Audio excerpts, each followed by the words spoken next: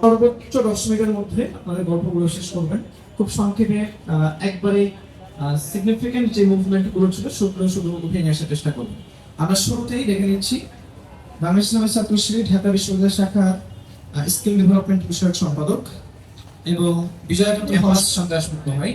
আমরা সেই উত্তাল সময়ের গল্প শুনবো।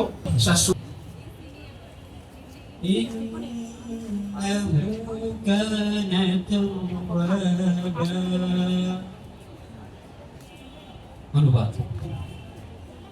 যখন আল্লাহর সাহায্য ও বিজয় আসে, তারাই আবার আজকে আমাদের উপর হামলা করেছে। এর প্রতিবাদে ঠিক 15 জুলাই বিকেল সময়টাতে কয়েকজন বের হয়ে এসে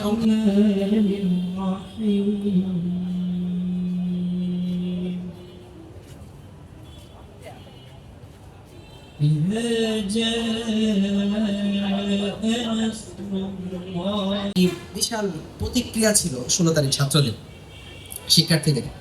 তো 16 তারিখ থেকেই মূলত এই যে ক্যাম্পাস ছাত্রলীগ মুক্তকরণের যে প্রচেষ্টা বা পরিকল্পনা সেটা বাস্তবায়ন শুরু হয় 16 তারিখ রাত থেকে। তো আমরা সমুদ্রিক হল, তো আমাদের দায়িত্ব পড়ে হচ্ছে তৎকালীন যে বঙ্গবন্ধু টাওয়ার নামে যে জায়গাটা আছে, মুর্তজা মেডিকেলের যে গেট, ওই গেট থেকে